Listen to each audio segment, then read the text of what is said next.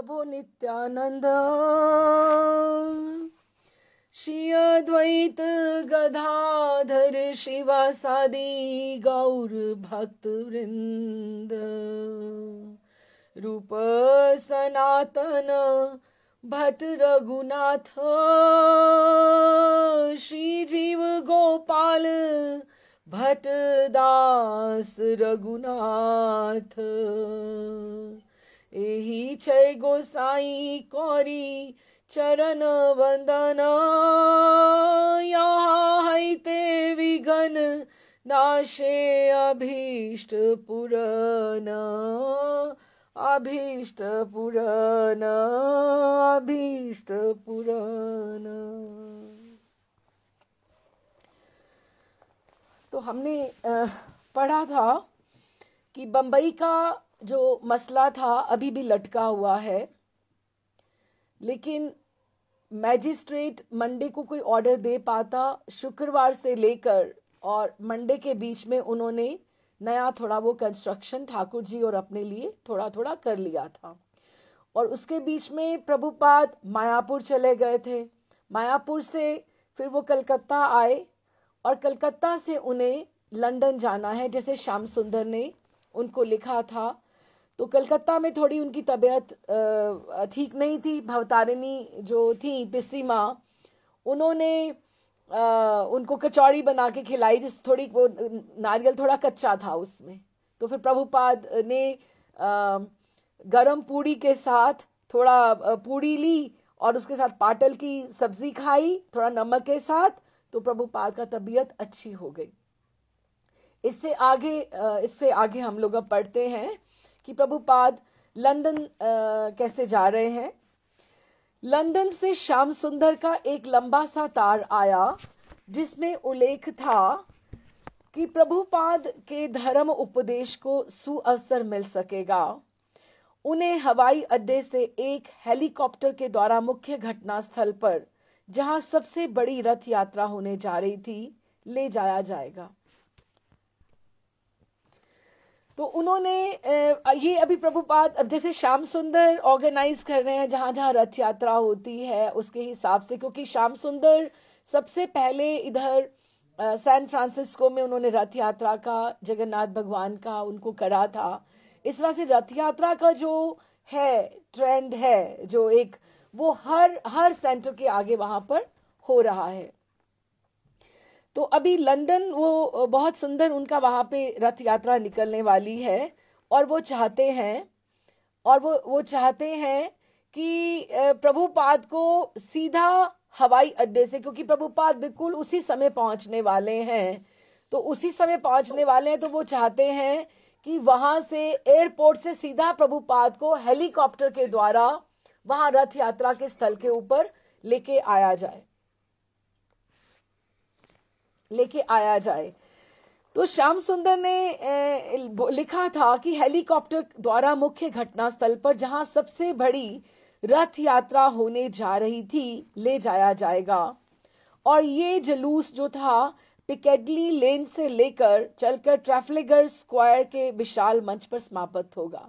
Trafalgar square बहुत सुंदर वहां पे जगह है लंदन में, बहुत ओपन स्पेस है, बहुत बड़ा, और जो प्रोसेशंस निकलते हैं, जो मेन इवेंट्स होते हैं वहां पे ट्रैफलगर स्क्वायर के ऊपर वहीं पर होते हैं।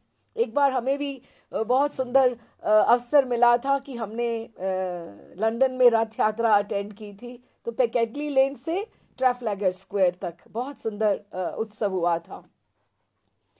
श्याम सुंदर ने लिखा था, प्रभुपाद मुझे समय का लाभ उठाने दीजिए, गरम रहते लोहे को पीटने दीजिए, ये अंग्रेजी कहावत है, और यदि आप ऐसा करेंगे तो हम लोहे को उसके आकार में ढाल सकेंगे। पश्चिम के लोग अब ऊब चुके हैं, भौतिकवाद से ऊब चुके हैं, अतः हमें उन्हें आध्यात्मिक प्रकाश देना चाहिए।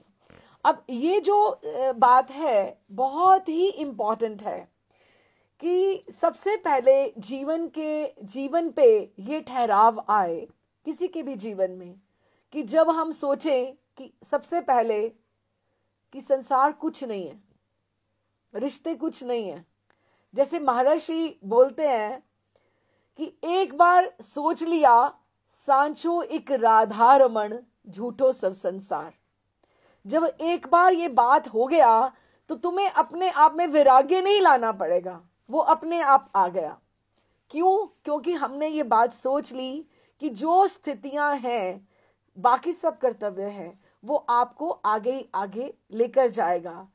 अब ये जीवन में ठहराव आना कि रिश्तों में कुछ नहीं है, व्यवहारिकता में कुछ नहीं है, और पश्चिम के लोग ऊब चुके हैं किससे? भौतिकतावाद से। तो ये पोजीशन क्या है कि उनमें वैराग्य आ रहा है कि वो चाहते हैं what is next in our life.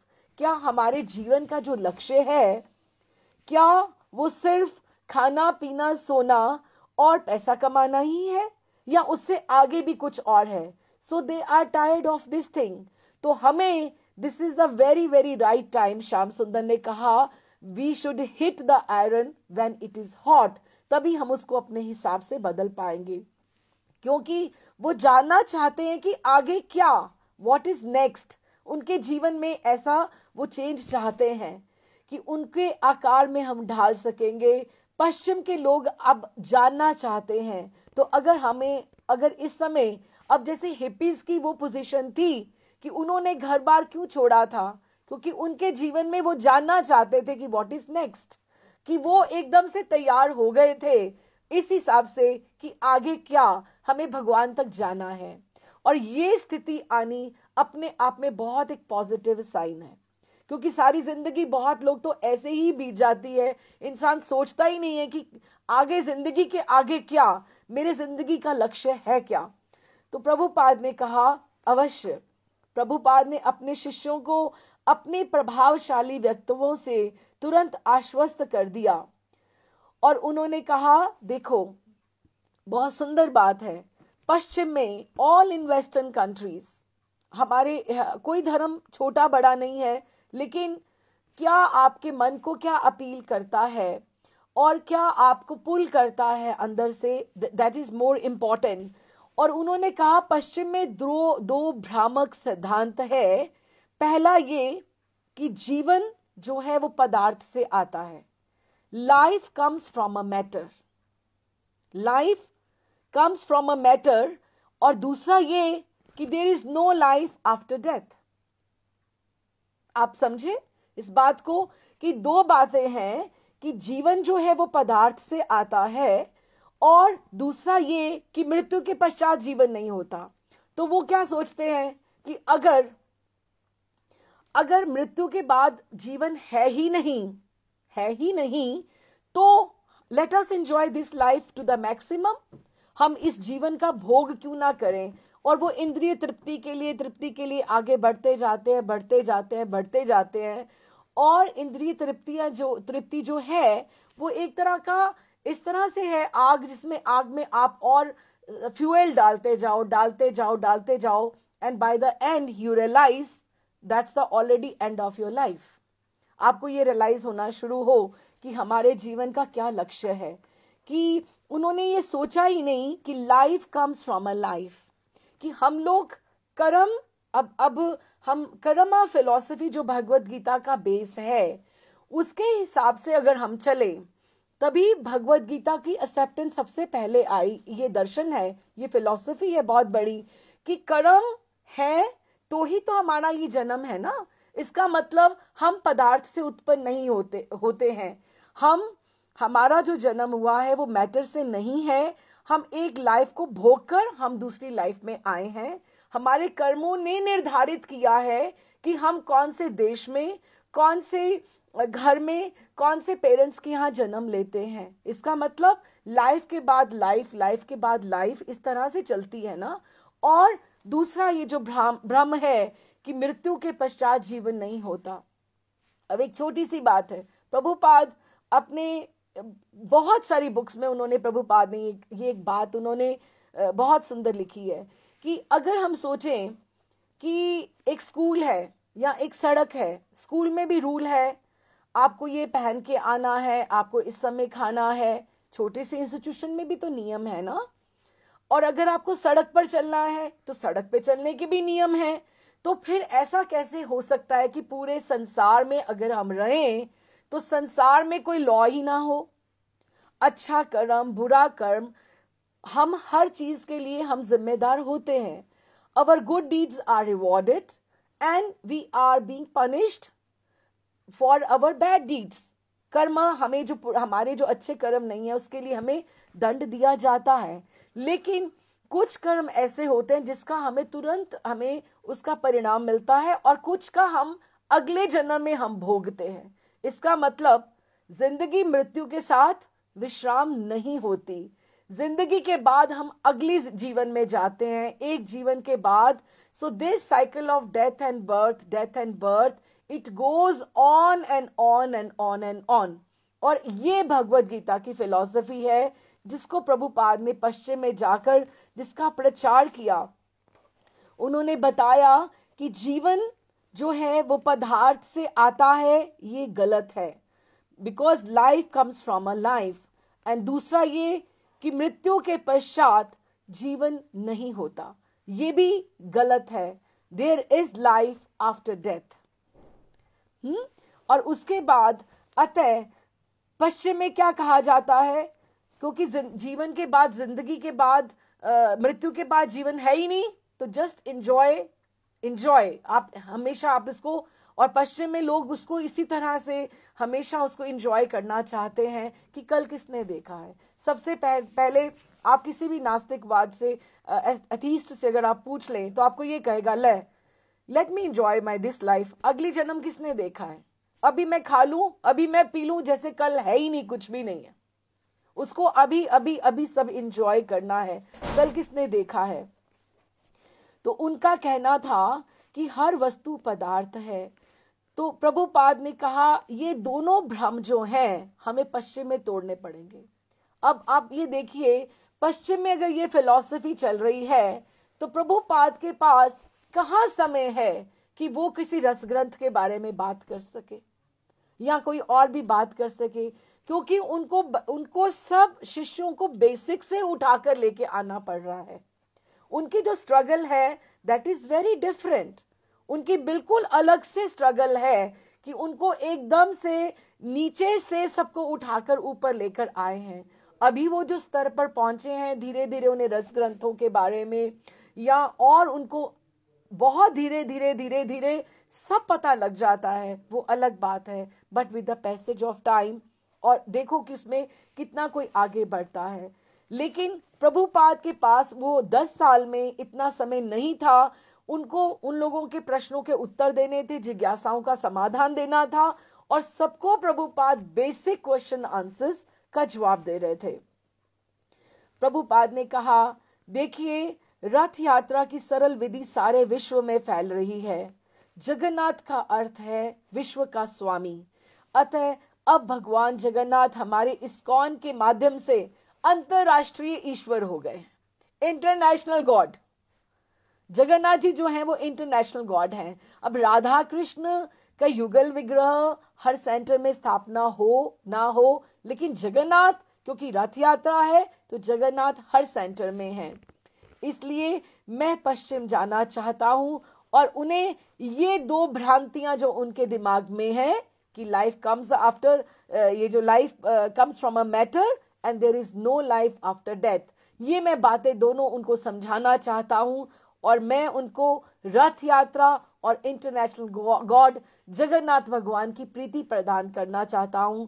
इसलिए मैं पश्चिम में प्रचार ही करना चाहता हूं। यद्यपि प्रभुपाद तुरंत लंदन जाने के लिए शारीरिक दृष्टि से बहुत शक्तिशाली नहीं थे, जहां उनके लिए बहुत बड़ा धर्म उपदेश का कार्य प्रतीक्षा में था, क्योंकि वहां जाते उनको रथ यात्रा अटेंड करनी थी और प्रोग्राम्स भी तो उन्होंने अरेंज करके रखे होंगे प्रभुपाद के लिए। लेकिन फिर भी उनके शिष्य उसे कृष्ण का दूसरा चमत्कार स्वीकार करते हुए मान गए कि अगर ठाकुर जी प्रभुपाद को लंदन बुला रहे हैं तो ठाकुर की योजना है वो उन्हें स्वयं संभालेंगे, क्योंकि अगर प्रभुपाद उनके काम के लिए आगे बढ़ रहे हैं तो उनका भी तो कोई ना कोई दायित्व है ना उनके प्रति कि वो भी अपने आप प्रभुपाद की संभाल करेंगे। तो लंदन 7 जुलाई 1973 प्रभुपाद वहां पहुंचे, तो वो रथ यात्रा का ही दिवस था जिस दिन पहुंचे। मैंने प्रभुपाद को मंदिर के भीतर आते देखा, किंतु वे हष्टपुष्ट नहीं लग रहे थे, बहुत नहीं लग रहे थे।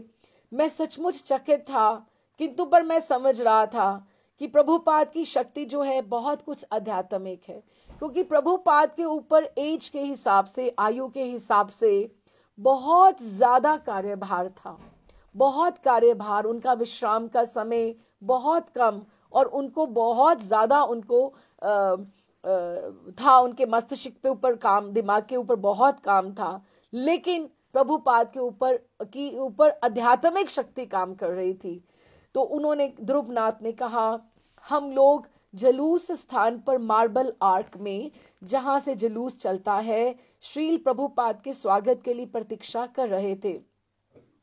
व्यास आसन को अच्छे ढंग से सजाया गया था। सभी लोग आशा कर रहे थे कि प्रभुपाद गाड़ी के ऊपर रखे इस व्यास आसन पर बैठकर सड़कों से होकर निकलेंगे, कि उन्होंने एक जैसे रथ तैयार किया हुआ था, एक प्रभुपाद के लिए गाड़ी भी तैयार की हुई थी कि उसके ऊपर व्यास आसन था, कि प्रभुपाद उस गाड़ी में वहां पे व्यास आसन पर बैठकर सड़कों से निकलेंगे, जैसा कि उन्होंने अन्य रथ यात्राओं के अवसर पर किया था। अतः जब प्रभुपाद आए और व्यास पद पर उनको बैठने से उन्होंने आग्रह किया कि आप ऊपर विराजें, तो गाड़ी चले, रथ भी चले और ये गाड़ी भी चले। तो प्रभुपाद ने तो साफ इनकार कर दिया। तो हमारे आश्चर्य का ठिकाना नहीं रहा कि प्रभुपाद ऐसा क्यों कह रहे हैं।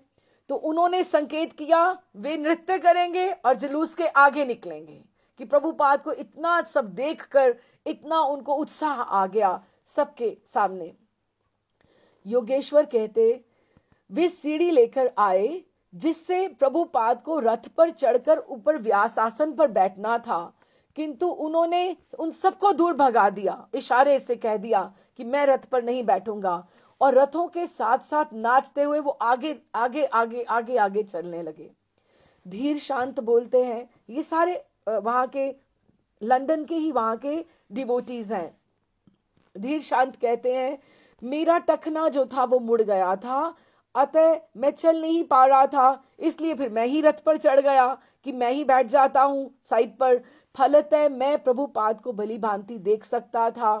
रेवती नंदन रथ से ही माइक्रोफोन पर कीर्तन कर रहा था, किंतु जुलूस चलने के 15 मिनट के बाद प्रभुपाद ने भक्तों से कहा कि वे रेवती नंदन तथा अन्यों को नीचे बुला ले, और वे माइक्रोफोन लेकर रथ पर नहीं बैठे बल्कि सड़क पे आगे कीर्तन की अगुवाई करें, कि लोगों को वहां संकीर्तन सुनाई देना चाहिए जिसके पीछे सब नृत्य करते हुए आएंगे। रेवती नंदन ने कहा, जब प्रभुपाद ने रथ पर अपना व्यास आसन देखा तो बोले, मैं तो केवल भक्त मात्र हूं, मैं रथ पर क्यों बैठूंगा, मुझे तो जुलूस के आगे चलना चाहिए और मैं वही कर रहा हूं। एक विशाल भव्य कीर्तन हुआ। हंस दूत ने आगे आगे जाकर अगुवाई की, मैंने की, श्याम ध्रुवनाथ जो बोल रहे हैं, श्याम सुंदर ने की, विभिन्न भक्तों ने इस विचित्र कीर्तन का मार्गदर्शन किया।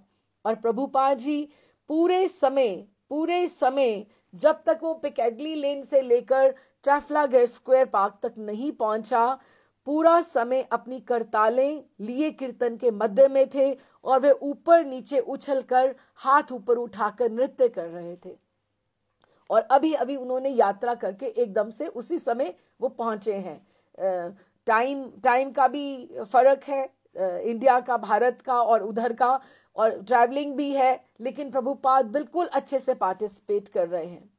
रोहिणी नंदन कह रहे हैं, रथ धीरे धीरे जा रहा था। प्रभुपाद रथ से 20-30 गज आगे जुलूस की अगुवाई कर रहे थे। इसी बीच रथ के ऊपर लगे माइक्रोफोन से कीर्तन चल रहा था। प्रभुपाद ने सबों को नीचे उतारा और अपने चारों ओर कर लिया, और सभी हरे कृष्ण का घूम घूम के नृत्य करने लगे। कभी कभी वे चारों ओर घूम जाते थे और हवा में अपने दोनों हाथ बड़े ही ठाठ से उठाते हुए कहते, जय जगन्नाथ, जय जगन्नाथ। जब हम थोड़ा आगे बढ़ जाते तो प्रभुपाद रुककर मुड़कर रथ के आने की आगे आके प्रतीक्षा करते कभी वे नाचते होते और कभी हवा में दोनों हाथ उनके उठाए खड़े होते। शारदिया दासी कहती हैं, प्रभुपाद नाचते थे और कुछ पग चलने के बाद फिर चक्कर लगाते थे और हाथ उठाए उठाए अर्चा विग्रहों की ओर बहुत प्रसन्नता से उसके दर्शन करते। फिर कुछ क्षणों तक नाचते, अर्चा विग्रहों का ध्यान धरते और फिर एक चक्कर लगाकर आगे चले जाते कि बार बार आकर मुड़कर ठाकुर की तरफ देखते। इस प्रकार वे पूरा रास्ते नाचते रहे। भक्तों ने उन्हें भीड़ से बचाने के लिए उनके चारों ओर हाथ से हाथ जोड़कर एक मंडल बना लिया था। ये अत्यंत विस्मयकारी दिव्य दृश्य था। प्रभुपाद विग्रहों की ओर देख रहे थे और सभी भक्त उनके पीछे थे। सुदुर्जय कहते हैं, प्रभुपाद ने हम सबों को आश्चर्य में डाल दिया। हम ये नहीं जान पा रहे थे कि वो बीमार थे या नहीं, कमजोर हैं या नहीं, और उन्हें और चक्कर आ रहा है या नहीं। कभी वे बहुत बीमार लगते और कभी वो 18 वर्ष के बालक जैसे लगते। उनमें बहुत उत्साह था। वे हम सबको आश्चर्यचकित किए हुए थे। वे अपने हाथ में बेंत भी लिए हुए थे, स्टिक भी ली हुई थी, लेकिन कभी कभी वो स्टिक को भी ऊपर उठा लेते थे। थोड़ी देर दूर के बाद श्याम सुंदर ऊपर आया और उसने मुझसे कहा, सुनो, प्रभुपाद बहुत अच्छी तबीयत नहीं थी वो जब कलकत्ता से चले थे। मैं चाहता हूं कि तुम मोटर कार में उनके पीछे पीछे चलो और 30 सेकंड की दूरी पर रहो, जिससे मैं उन्हें समझा बुझाकर मोटर कार में बिठा सकूं। जब प्रभुपाद पार्क लेन में जा रहे थे और कभी कभी रथ इतनी तेजी से ना चल पाता कि प्रभुपाद का साथ दे सके, तो वे पीछे मुड़ते, अपने हाथ उठाते और बोलते, हरि बोल, जय जगन्नाथ। उन्होंने ऐसा कई बार किया। वे इतनी तेजी से चल रहे थे कि हमें उन्हें उनकी प्रतीक्षा करनी पड़ती। भक्तगण भी नाच रहे थे। मौसम सुहावना था और अपार भीड़ थी। ध्रुवनाथ कहते हैं, सड़क पर चलने वाले अपने स्थान पर बिना हिले डुले प्रभुपाद को देख रहे थे। उनकी उम्र का व्यक्ति एक नव युवक की भांति इस तरह नृत्य करे और उछले, ये बहुत विस्मयकारी दृश्य था।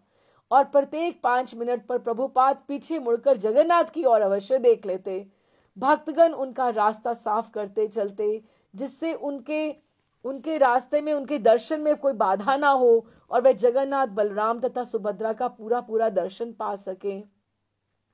किंतु थोड़ी देर के बाद एक पुलिस वाला आया और कहा कि हम लोग ऐसे इस तरह रुकते हुए नहीं चल सकते, हमें लगातार चलते रहना है, अन्यथा यातायात ट्रैफिक को ठप होने का अंदेशा है। भक्तगण चीख रहे थे, संकीर्तन कर रहे थे, नृत्य कर रहे थे और वो किसी की बात नहीं सुन रहे थे। वो उनमें काफी उत्तेजना और उत्साह था।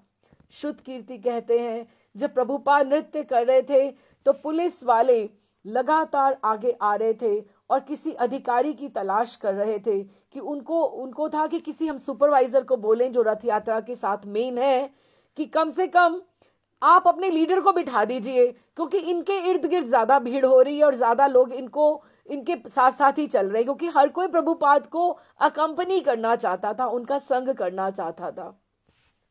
तो उन्होंने कहा, तुम अपने नायक प्रमुख से कहो कि बैठ जाए, उनके कारण बहुत बाधा पड़ रही है, हर व्यक्ति पगला रहा है उनके पास आने के लिए और हम भीड़ को संभाल नहीं पा रहे हैं। अतः मैंने कहा, ठीक है, मैं अभी उनको बिठा देता हूं, लेकिन प्रभुपाद से कौन बात करे। मैंने प्रभुपाद से कुछ नहीं कहा।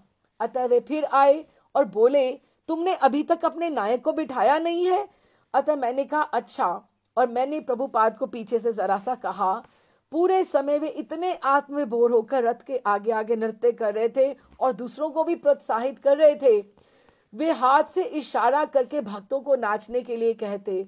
वे इस समारोह का संवेग बने रहे कि उन्होंने इतना उत्साह दिया सबको नृत्य करने का कि वो किसी की बात सुनने वाले नहीं थे। तो मैंने उनको बोला, प्रभुपाद, पुलिस वाले चाहते हैं कि आप थोड़ी देर बैठ जाएं। उनका कहना है कि आप इस जुलूस में अव्यवस्था फैला रहे हैं। प्रभुपाद ने मेरी ओर देखा, मुड़े और मुंह बनाया और फिर आगे बढ़ गए। उन्होंने मेरी बिल्कुल बात की परवाह नहीं की। उन्होंने ना तो मेरी बात की परवाह की और वो नाचते रहे और वे लोग कुछ भी नहीं कर पाए।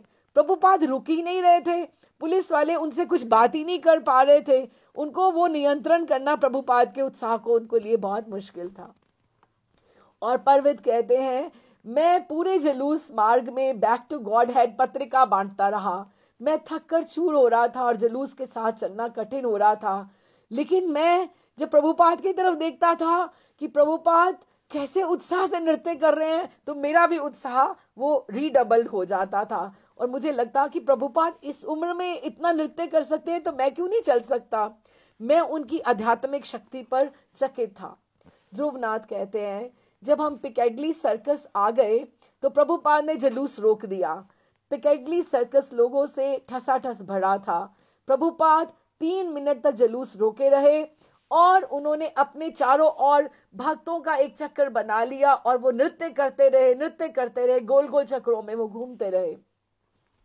रोहिणी नंदन कहते हैं, जब हम पिकेडली सर्कस पहुंचे तो प्रभुपाद तो इतना नृत्य कर रहे थे, वो जमीन के ऊपर कितना उछल रहे थे, रथ रोक दिया गया था। ये बहुत कुछ चैतन्य चरितामृत के वर्णन में पूरी की रथ यात्रा के समान था कि वहां पर इतना नृत्य होता था।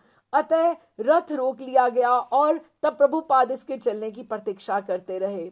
योगेश्वर कहते हैं, ये सारे नाम जो हैं, ये सारे आप देखो ये नए हैं, ये सारे लंदन में वो यूरोप के इधर के डिवोटीज हैं, सब जो रथ यात्रा लंदन की अटेंड करने आए हुए हैं। योगेश्वर ने कहा, अंत में हम ट्रैफलगर स्क्वायर आ गए और प्रभुपाद ने जब विशाल तंबू और भक्तों के द्वारा किया गया अन्य प्रबंध देखा, कितना प्रसाद, इतना सब कुछ वहां पर है, पीने के पानी का अरेंज है, सब कुछ है और वहां टेंट लगे हुए हैं, तो वो बहुत प्रसन्न हुए, क्योंकि उनको तो इस बात की सूचना नहीं थी, वो तो आज ही आए हैं, तो बहुत प्रसन्न हुए। तो उन्होंने पुनः अपने हाथ हरि बोल करते हुए ऊपर उठा दिए। वे सारे मार्ग भर नाचते और चलते रहे थे। हाइड पार्क से लेकर ट्रैफलगर स्क्वायर तक कम से कम 1 घंटे तक वे चलते और नाचते रहे थे। रोहिणी नंदन ने कहा, जब प्रभुपाद ट्रैफलगर स्क्वायर पहुंचे तो वे नेल्सन कॉलम के चबूतरे पर एक छोटे से व्यास आसन पर बैठ गए और कृष्ण के पवित्र नाम के विषय में उन्होंने एक छोटा सा भाषण दिया। ये उनके विशुद्ध कीर्तन तथा नर्तन के तुरंत बाद था जो उन्होंने लेक्चर दिया, कि वो थके हुए बिल्कुल नहीं थे। अगले दिन के समाचार पत्र में उत्सव के संबंध में अच्छी खासी वहां पर खबर छपी और प्रभुपाद ने इसके विषय में अपने लॉस एंजलिस के एक शिष्य को इस प्रकार से रिपोर्ट करते हुए लिखा कि रथ यात्रा कैसे रही। प्रभुपाद इसकी रिपोर्ट लॉस एंजलिस में भेज रहे हैं। उन्होंने कहा, तुम्हें जानकर प्रसन्नता होगी कि लंदन की रथ यात्रा अत्यंत सफल रही। डेली गार्जियन ने हमारे रथ का चित्र फ्रंट पेज पर दिया और लिखा कि जिस प्रकार ट्रैफलगर स्क्वायर में लॉर्ड नेल्सन की स्मृति में उत्सव मनाया गया था, ये कुछ उसी तरह का था।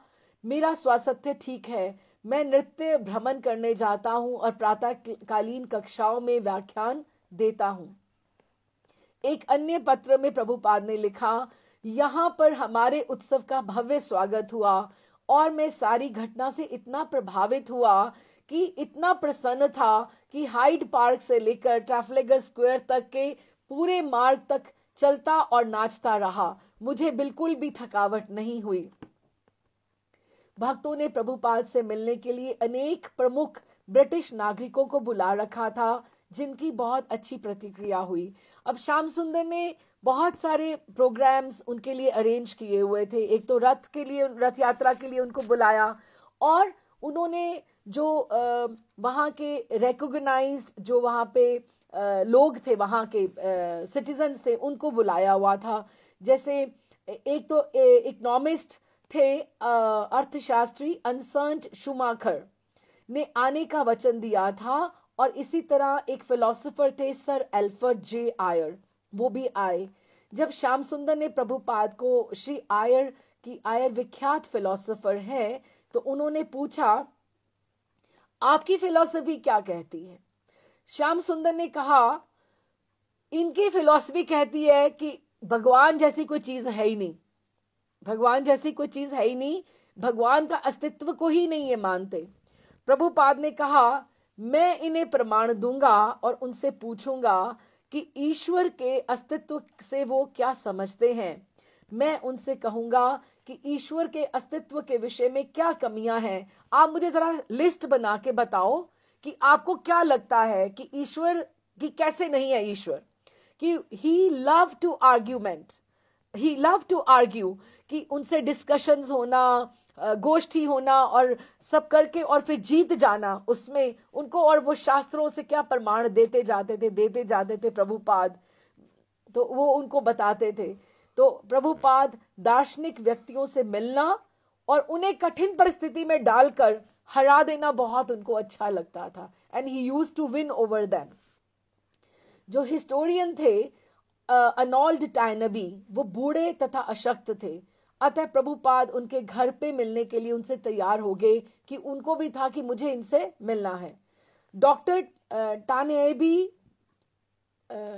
टायनबी ने मृत्यु के बाद जीवन के विषय में रुचि रखने के कारण प्रभुपाद के कर्म के विषय में प्रश्न किया। अब वही बात आ गई ना कि if there is life, how it is considered that there is life after death, कि मृत्यु के बाद अगर जीवन है तो इसका कौन चीज इसको निर्धारित करता है। और वो इतने बूढ़े हैं वहां पर कि वो ये पूछ रहे हैं। उन्होंने कहा कि हमारे इधर पश्चिम में सब लोग मृत्यु से डरते हैं। प्रभुपाद ने इस बात को स्वीकार किया और उनको बताया कि किस तरह से हमें अपने कर्म के हिसाब से अगला जीवन, हमें अगली योनि में हम जा सकते हैं। जब टायनबी ने पूछा तो अगर अब हमारी उम्र बदल गई है तो हम क्या कर्म को हम बदल सकते हैं, तो बदला जा सकता है। और उन्होंने हामी भरी और कहा केवल और केवल जो हमारे कर्म हो चुके हैं उसको अगर हम बदल सकते हैं तो केवल भक्ति या ईश्वर के प्रति भक्ति भाव से ही बदला जा सकता है। अब इसमें चैतन्य चरितामृत की भी एक बहुत अच्छी कथा आती है कि किसी ने नाम तो नहीं मुझे इस तरह से याद है एकदम से, लेकिन उन्होंने बोला कि मुस्लिम्स जहाँ पे वो उनका कुछ ऐसा पॉट होता है, तो किसी ने ब्राह्मण को इस तरह से उनको वहां से जो गंदा पानी होता है वहां उसको ब्राह्मण को दिला दिया था। तो उन्होंने ब्राह्मण को उनको बोल दिया कि तुम धर्म से च्युत हो गए हो, कि तुम धर्म से गिर गए हो, तुम्हें अपने इस शरीर को खत्म करना पड़ेगा। तो महाप्रभु ने उनको बोला कि ऐसा कुछ भी नहीं है, कि ये जो जीवन है, मनुष्य जीवन जो है इतना दुर्लभ है, तुम्हें इसे ऐसे गंवाना नहीं चाहिए, बल्कि तुम्हें अगर तुम अगर एक कृष्ण नाम में इतनी ताकत है जो तुम्हारे पूरे जीवन में जितने तुम्हारे दुष्कर्म हुए हैं उसको वो काट सकता है। लेकिन हम उतनी हम जील के साथ या उतनी हम पोटेंसी के साथ हम भगवान का नाम नहीं लेते हैं जितनी हम उसके, कि एक अगर हम इतना पाठ करें, हम इतनी माला करें तो फिर भी हमारे पाप क्यों नहीं कम हो रहे, हमारे दुष्कर्म क्यों नहीं कम हो रहे। तो उन्होंने उनको बोला कि तुम अगर मन से लो, तो फिर उन्होंने अपना जो था, क्योंकि किसी ने बोला कि तुम गरम घी पियो, तुम अब आत्महत्या कर लो और ये कर लो कि तुम्हारे से इतना बड़ा तुम्हारे शरीर से अपराध हो गया। लेकिन उसको फिर सही मार्गदर्शन किया गया कि अगर तुम भगवान के नाम का जप करते हो, तुम्हारे इस जन्म के पाप क्या, तुम्हारे जो पिछले जन्म के पूर्वकृत संचित जो पाप हैं वो भी, उनका भी निवारण हो जाएगा। क्योंकि भक्ति में ये भी बहुत बूढ़े हैं जो हिस्टोरियन हैं, तो उन्होंने कहा क्या मैं अपने कर्म जो इस उम्र में कर चुका हूं, क्या मैं उसको बदल सकता हूं, कि नाउ ही इज रियलाइजिंग। क्योंकि फॉरेन में क्या रहता है, पश्चिम में people they are scared of death. जब मौत आनी शुरू होती, क्योंकि सारी जिंदगी तो भौतिकवाद में सब विश्राम हो जाता है, और जब मृत्यु आनी पास में आ जाती है तो इंसान सोचता है अब क्या, अब व्हाट इज नेक्स्ट, अब तो मैं मरने वाला हूं, जैसे मेरे पूर्वज मर गए वैसे ही मैं चला जाऊंगा। तो उसको मृत्यु से डर लगता है। लेकिन मदन टेरवाले महाराज जी भी बहुत सुंदर बात करते हैं, कहते मृत्यु से वो डरता है जिसने तैयारी नहीं की, जिसने तैयारी नहीं की, जिसने अपना सामान पैक करके अटैची तैयार करके जो स्टेशन के ऊपर खड़ा है और गाड़ी की प्रतीक्षा कर रहा है, उसको काहे की घबराहट है? उसको कोई किसी चीज की घबराहट नहीं है।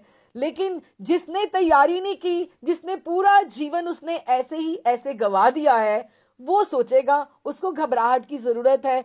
भक्ति विनोद ठाकुर ने भी बोला है, उन्होंने कहा है कि मुझे अगर, हे ठाकुर, मुझे मौत से कोई डर नहीं है, लेकिन तुम मुझे अगर अगला जन्म तुम जब दोगे भी तो किसी भक्त के घर में चाहे एक नाली में एक कीड़ा बना देना, लेकिन मुझे किसी भक्त के घर में जन्म देना, क्योंकि भक्ति से मैं उधर भी प्रसाद से, भक्ति से और नाम संकीर्तन से मैं वंचित नहीं हूं। मुझे किसी योनि में जाने से डर नहीं लगता, लेकिन मैं भक्ति मुझे ना मिले इससे मैं डरता हूं।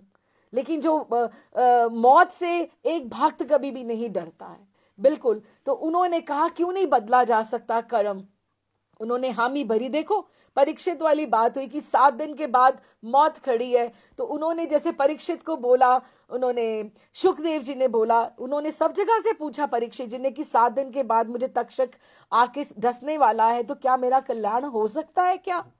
हाँ, तो मुक्ति मेरी हो सकती है? तो उन्होंने कहा कि ये तो अगर 7 दिन बीत गए होते, अगर तुम्हें तक्षक ने डस लिया होता, तो तुम फिर भी अगर आकर बोलते तो कृष्ण नाम में इतनी ताकत है कि तुम्हें मुक्ति क्या, तुम्हें भक्ति भी प्राप्त हो सकती है। लेकिन तुम मन से उनको पुकार करो, एक आर्त होना चाहिए, एक क्रंदन होना चाहिए तुम्हारे में। तो उन्होंने फिर वही बात कही कि मुक्ति तो बहुत दूर की बात है, मुक्ति क्या भक्ति प्राप्त हो सकती है। तो उन्होंने कहा, जब टायनबी ने पूछा कि क्या मैं अपने कर्म को बदल सकता हूं प्रभुपाद, इतना he was so old that he could not come to see Prabhupada. Prabhupada फिर जीवेर दया, फिर उसके घर गए और उसको बोला क्यों नहीं, केवल भक्ति या ईश्वर के प्रति भक्ति भाव से ही उनको बदला जा सकता है। तो उन्होंने उसको इस तरह से मंत्र का उपदेश दिया और हरे कृष्ण मंत्र दिया। जॉर्ज हैरिसन प्रभुपाद से उनके शिष्यों की ही भांति अत्यंत विनीत भाव से बहुत स्नेह से मिले। प्रभुपाद तथा जॉर्ज दोनों ने साथ साथ प्रसाद ग्रहण किया, जिसमें समोसे, हलवा, तरकारियां, क्रीम, पूड़ियां थीं। जब वे प्रसाद का स्वाद ले रहे थे तो प्रभुपाद ने उल्लेख किया कि प्रभुपाद, क्योंकि वो बहुत खा रहे थे, सारे सब बैठे हुए बहुत खा रहे थे, प्रसाद की बात हो रही थी, तो उन्होंने कहा, प्रभुपाद ने कहा जॉर्ज कि वृंदावन में जो पंडे होते हैं ना, जो ये पेशावर जो गाइड होते हैं, वो इतना खाते हैं, इतने पेटू होते हैं कि एक बार एक ने इतना खा लिया और वो मतलब खा खा के ही मरने लगा, किंतु उसने अपने पुत्र को विश्वास दिलाया कि कितनी बड़ी बात है, अगर मैं मर भी गया तो कम से कम मैं खा के तो मर रहा हूं, मैं भूख से तो नहीं मर रहा हूं। भूख से मरना बहुत घृणा की बात है, लेकिन कोई खा के मर जाए तो कोई बुरी बात नहीं, कम से कम को भूखा तो नहीं ना मरा वहां से। तो वो हंसने लगे। प्रभुपाद जॉर्ज से बातें करते और बहुत हंस हंस के मुस्कुरा रहे थे। उन्होंने मैनर का जो उसने दान दिया था, क्योंकि इसी काम के लिए उन्होंने बताया था ना कि वो प्रभुपाद को मैनर वो देना चाहते थे, तो उन्होंने बहुत कृतज्ञता व्यक्त की कि तुमने बहुत बड़ा काम किया है। प्रभुपाद ने पूछा, उसको बोला, आपने मेरा कमरा देखा?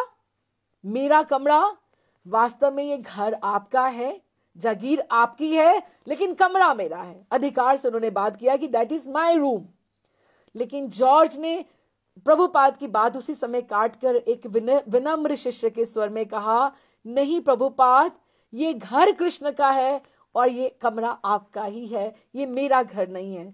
अब आप यहाँ पर मिस्टर एन मिसेस एन का एटीट्यूड देखो और जॉर्ज हैरिसन का देखो, जस्ट कंपेयर बोथ, कि वो देकर भी उसको अपना नहीं कह रहा, ठाकुर का कह रहे हैं, और ये किस तरह से घसीट रहे हैं उनको हर चीज में और हर चीज में परेशान किए हुए हैं, पैसे लेकर भी देने को तैयार नहीं है। और उन्होंने सारी की सारी जो मैनर की जमीन है, पूरी लंदन की जागीर, उन्होंने प्रभुपाद को वहां साइन करके दे दिया।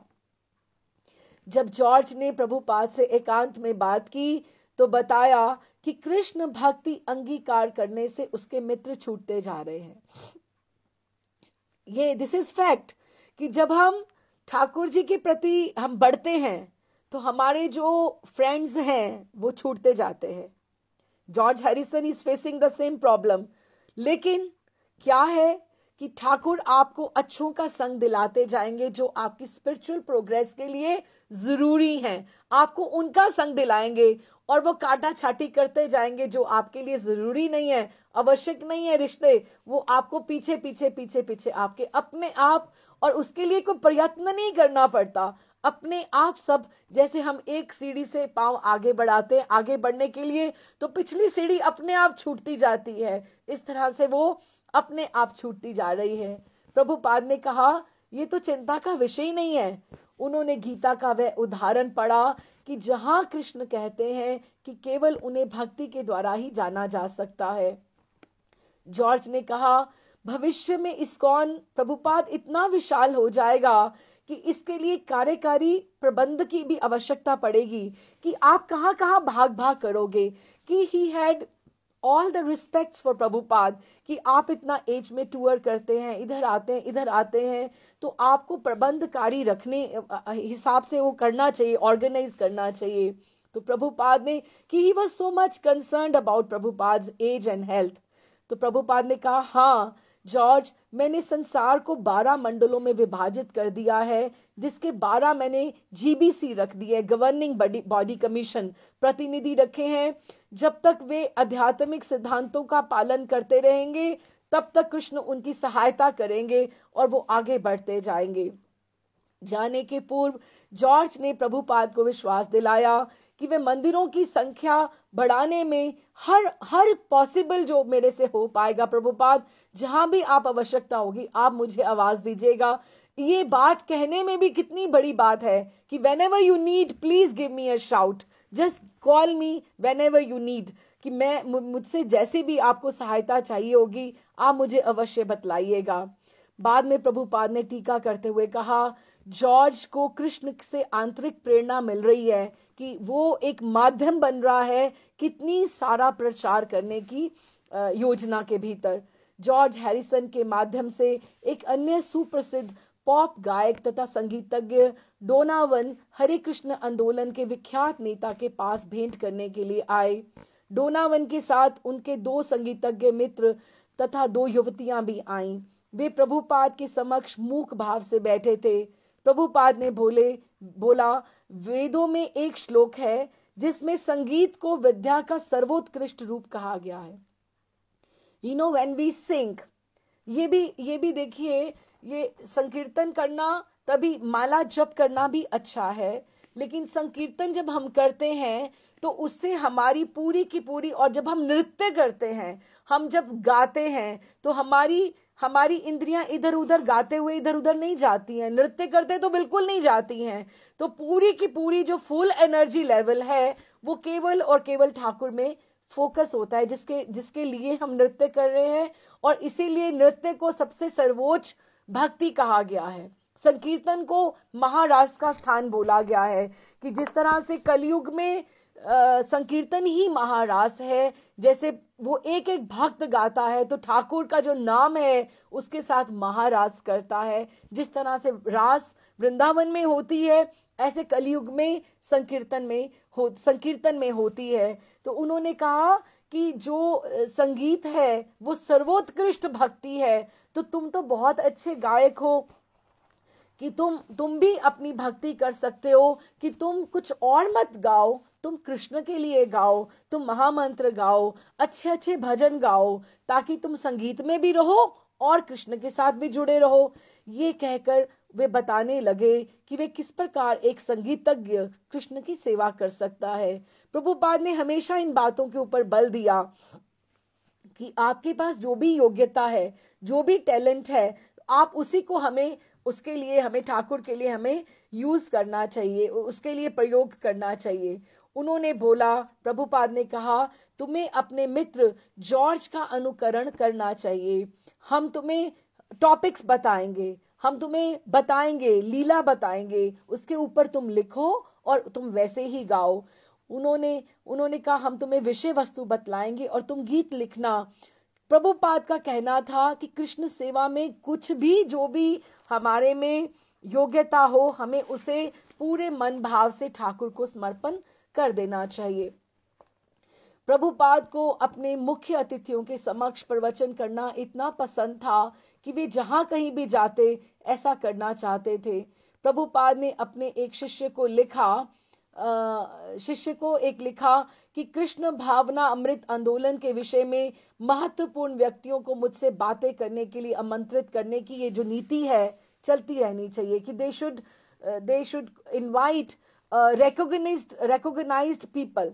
जैसे जैसे अभी चैतन्य महाप्रभु ने जैसे सार्वभौम भट्टाचार्य को अपने और प्रबोधानंद सरस्वती पाद को एकदम से जब ही उनमें परिवर्तित उनको कर दिया, तो पूरे के पूरे मठ जो थे उनके, पूरे के पूरे जो थे उनके शिष्य थे, महाप्रभु के साथ जुड़ गए। तो प्रभुपाद भी इस तरह से चाहते थे कि अगर रिकॉग्नाइज्ड जो पर्सनालिटीज हैं, वहाँ के जो अच्छे जो हैं फिलोसोफर्स हैं, हिस्टोरियंस हैं, अगर वो हमारे दर्शन में ज्वाइन करें तो उनको they can also pull many people to Krishna consciousness. कि अगर एक इंसान के पीछे कितने लोग और साथ में जुड़े होते हैं जो आगे आ सकते हैं और कितनों का ही उद्धार हो सकता है। तो उनको ये था कि महत्वपूर्ण व्यक्तियों को आमंत्रित किया जाना चाहिए। ये एक बहुत बड़ी लंदन में ये श्याम सुंदर ने ऐसे ऑर्गेनाइज किया था। मैनर में 1 मास बीत गया, किंतु जन्माष्टमी तथा प्रतिमा स्थापन के लिए अभी कई सप्ताह शेष थे। अतः जब भगवान ने प्रभुपाद को पेरिस आकर राधा कृष्ण मूर्तियों की विग्रह को स्थापना करने के लिए आमंत्रित किया, तो प्रभुपाद ने स्वीकार कर लिया। अब पेरिस प्रभुपाद तब तक जा रहे हैं जब तक लंदन में अभी टाइम था कि उधर वहां पे।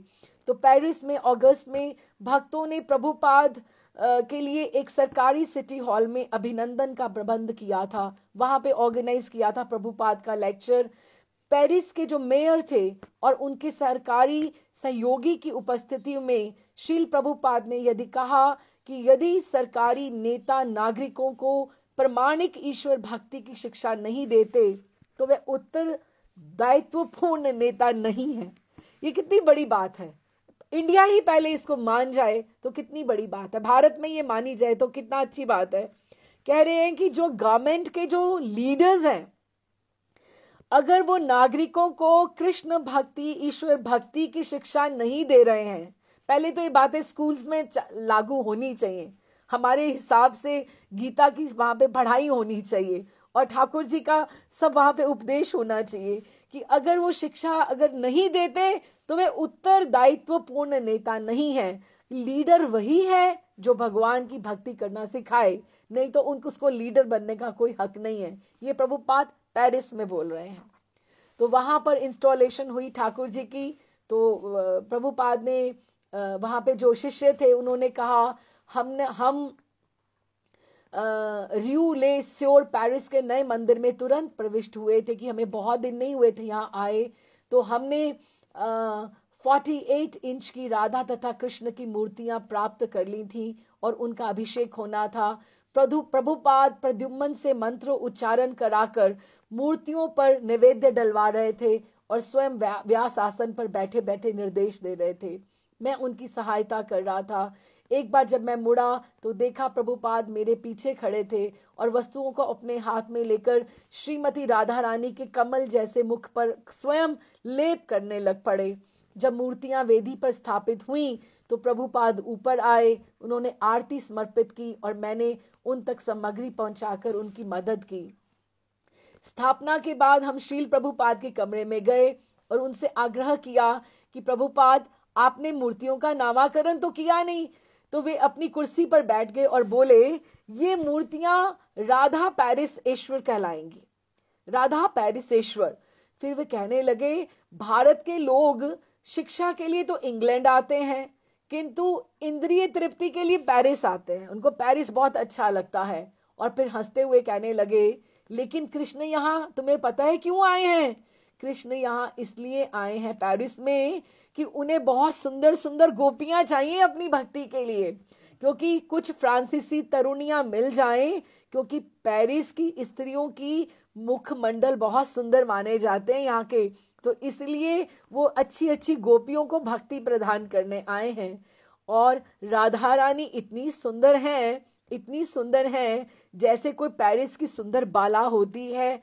और कृष्ण यहाँ पर सबसे सुंदरी गोपिका की खोज करने आए हैं। अतः वे यहाँ पर राधा पेरिस ईश्वर हैं। तो पेरिस में भी सेंटर वहां पर शुरू हुआ। शील प्रभुपाद लंदन आ गए, जहां उन्हें बंबई से एकदम एक फोन आया एक आप इनको वहां पे, और फोन आया है बॉम्बे से। और गिरिराज चाह रहा था कि प्रभुपाद जी स्वयं आकर श्रीमती एन से जुहू भूमि की खरीदारी तय कर दे, कि वो अब बहुत ज्यादा मतलब वो प्रतीक्षा नहीं करना चाह रही। वो कह रही कि प्रभुपाद को बुलाओ, और अब वो हम साइन करने के लिए तैयार हैं। गिरिराज ने एक नई वकील श्री बाकिल से सलाह की थी, जिसका विचार ये था कि आप सब फिर भी छोटे हो, आप लोगों को कम समझ है, अगर प्रभुपाद यहाँ पर कुछ बखेड़ा होता है तो उनको यहाँ पर होना चाहिए, ताकि वो बात को संभाल सके। तो उन्होंने कहा समझौते के लिए प्रभुपाद का होना आवश्यक है। इस्कॉन के एक अन्य वकील चंद्रावल ने भी यही सलाह दी थी कि प्रभुपाद तुरंत बंबई आ जाएं। अतः गिरिराज ने प्रभुपाद को फोन करके आने तथा श्रीमती एन से सदा सदा के लिए निपटारा कर लेने के लिए प्रार्थना की। तो प्रभुपाद राजी हो गए, किंतु उन्होंने कहा वे जन्माष्टमी तक लंदन में रहेंगे, फिर वो बंबई में आ जाएंगे, क्योंकि ऑलरेडी 8-9 अगस्त थी, तो कुछ ही दिन बाकी थे। तो बंबई प्रभुपाद जब पहुंचे, तो बंबई आने के बाद अगले दिन प्रभुपाद ने श्रीमती एन के सॉलिसिटरों से मिले और उनकी शर्तें सुनी कि अब वो क्या कहना चाहती हैं। स्थिति तो कुछ आशाप्रद लग रही थी, किंतु निष्कर्ष का पता नहीं चल रहा था कि वो चाहती क्या है।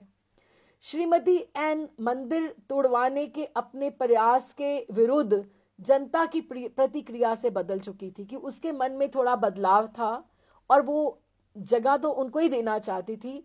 और क्योंकि जो जनता थी, जो उसने ये जो मंदिर तोड़वाया था, उसकी वजह से पूरी के पूरा जो जनमत था वो इस्कॉन के फेवर में गया था, तो इसलिए उसका मन बदल चुका था।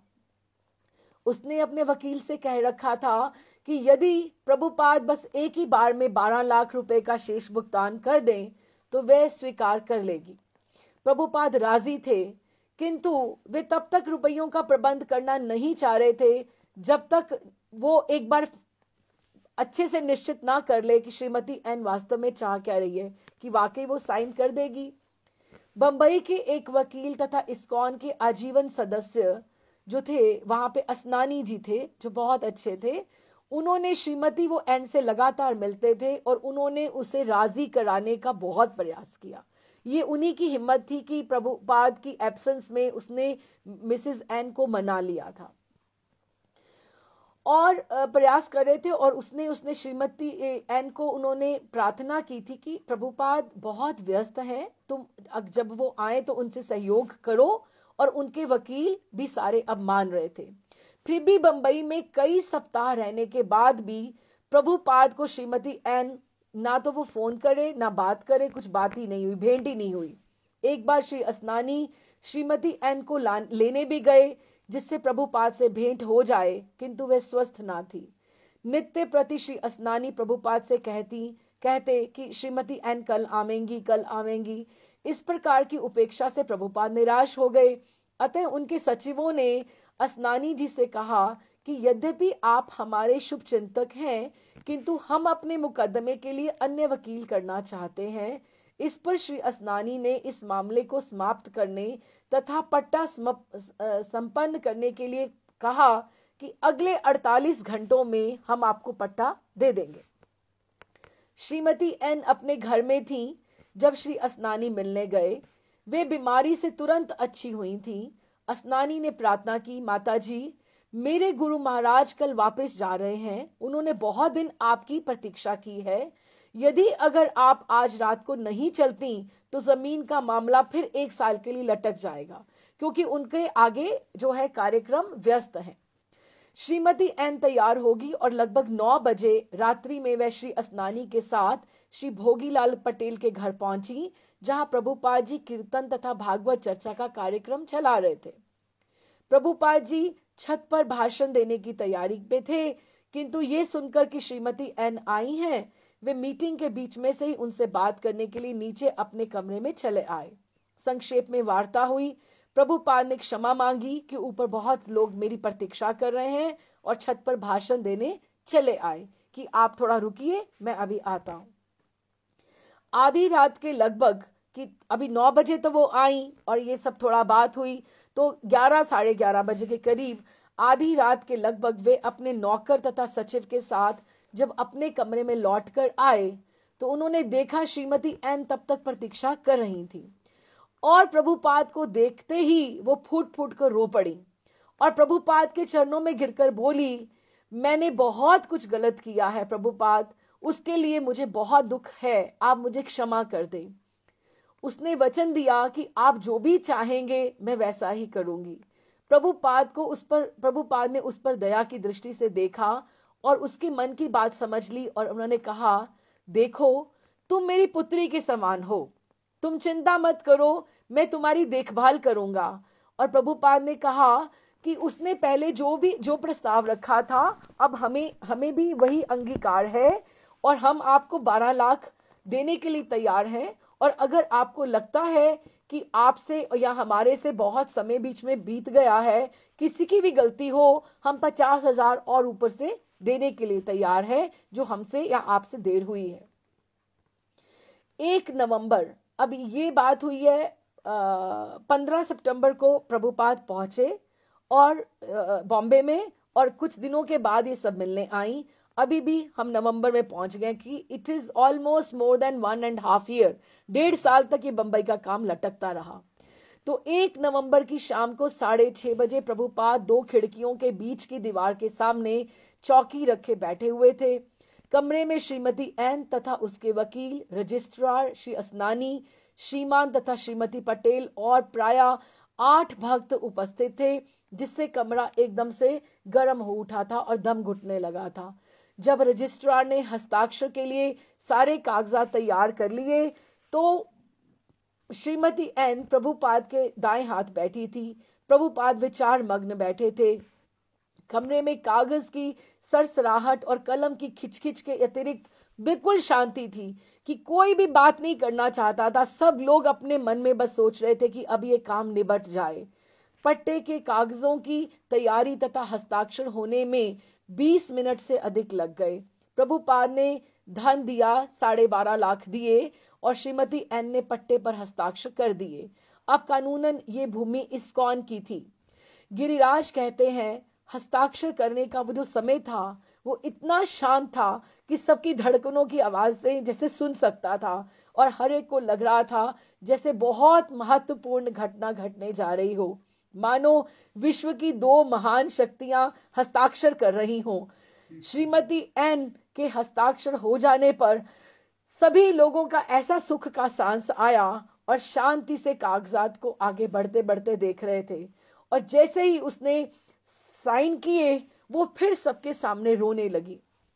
तमाल कृष्ण ने उसको पूछा कि आप क्यों रो रही हैं? तो उसने उत्तर दिया कि उसी दिन आज ही सुबह श्री मत्र ने आकर उससे कहा था कि मुझे इस जमीन का एक और खरीदार मिल गया, एक और खरीदार मिल रहा है जो इस्कॉन से कहीं मुझे अधिक धन दे रहा है। कि आज ही सुबह कोई और मुझे कस्टमर मिल रहा था जो 12.5 लाख तो आपने दिया और अब ये दे रहे हैं, इससे कहीं वो ज्यादा दे रहा था कि आज ही मुझे मिला है। लेकिन अब मैं अपना विचार जो है पूर्णतः प्रभुपाद के लिए मैं सब बदल चुकी हूँ। वास्तव में जब हम श्रीमती एन को देख रहे थे तो हमें अनुभव हो रहा था कि वो विगत घटनाओं को, अपनी पुरानी भूलों को तथा अपनी पति की मृत्यु का स्मरण कर रही थी। ये अत्यंत गहन क्षण था कि ये कई महीनों के संघर्ष के बाद ऐसा हो रहा था। जहां तक प्रभुपाद, उनके भक्तों के तथा शुभ चिंतकों का प्रश्न था, उनके स्वप्न तथा विगत अनेक वर्षों की इच्छाओं की आज पूर्ति हो रही थी। श्रील प्रभुपाद ने भक्तों से कहा कि वे समाचार पत्रों को सूचित कर दें और फिर सबों को भोज के लिए उसी दिन सबका भोजन तैयार किया गया था और हॉल में मंदिर में बुलाया गया। ठाकुर के सामने 2 पंक्तियों में चटाइयां बिछाई गई और भक्त पत्तलें ले आए और हर एक के सामने रख दी गई। 2 पंक्ति में बैठे अतिथियों को भक्तों ने विविध व्यंजन परोसना प्रारंभ किया। प्रभुपाद खड़े थे, वे स्वयं परोसने का निरीक्षण कर रहे थे। अतः बोले, शुरू किया जाए, हरि बोल। भक्तों ने कई तरह के व्यंजन आज बनाए थे, क्योंकि आज राधा रास बिहारी की जो जमीन थी वो वाकई उनकी हो गई थी, तो ऑफिशियली उनकी हो गई थी। चावल थे, दाल, कई तरह के पकौड़े, आलू, गोभी तथा बैंगन के, आलू की सब्जी, पापड़, बर्फी, गोभी की रसेदार सब्जी, लड्डू, चमचम, खीर, हलवा तथा नींबू पानी। ये अत्यंत उत्साह तथा प्रसन्नता का अवसर था, जहां पर दोनों तरफ के वकील, रजिस्ट्रार और उनके जो सामने वाले थे और श्रीमती एन, वो सारे के सारे मिलकर ठाकुर जी का प्रसाद पा रहे थे। हस्ताक्षर होने के बाद सभी भक्त जय जय कर रहे थे और सभी प्रसन्न थे। तब प्रभुपाद ने बंबई प्रोजेक्ट पर एक भाषण दिया कि मैं ये मंदिर कैसा बनेगा। प्रभुपाद को प्लानिंग बहुत अच्छी है ना, तो उन्होंने लोगों को बतलाया कि ये पूरी तरह संगमरमर का होगा। कुछ लोग पूछ रहे थे, सब कुछ संगमरमर का प्रभुपाद, कैसे संभव हो सकता है? प्रभुपाद ने कहा, क्यों नहीं हो सकता। वे प्रोजेक्ट की कल्पना का चित्र सबको अंकन करके बता रहे थे और सभी लोग सुन सुनकर प्रसन्न हो रहे थे। ये संसार के 7 आश्चर्यों में से एक मंदिर होगा। सारे संसार के लोग इसे देखने के लिए आएंगे। प्रभुपाद ने सारी योजना का अपने मन पटल पर जिस प्रकार अंकित किया, कह सुनाया और कहा कि बनने के बाद ये उनकी कल्पना से, ये तो मेरी कल्पना है, तुम जब बनाओगे तो ये इससे भी सुंदर बनेगा और कितना आश्चर्यजनक होगा। और भोज के बाद जब सभी लोग चले गए तो प्रभुपाद शांति से अपने कमरे में आए और चौकी का सहारा लेते हुए बोल बैठे, ये तो बहुत बड़ा संघर्ष था, लेकिन ये कितना अच्छा संघर्ष था जिसका परिणाम इतना सुंदर हुआ। बोलो राधा रास बिहारी की जय, बोल श्रील प्रभुपाद की जय। तो ये फिर प्रोजेक्ट जो है बंबई का मसला आज जाकर 1.5 साल के बाद विश्राम हुआ। तो उसके बाद फिर आगे जैसे अब रहेगा, फिर अगली सिटिंग में हम पढ़ते हैं। बोल प्रभुपाद की जय।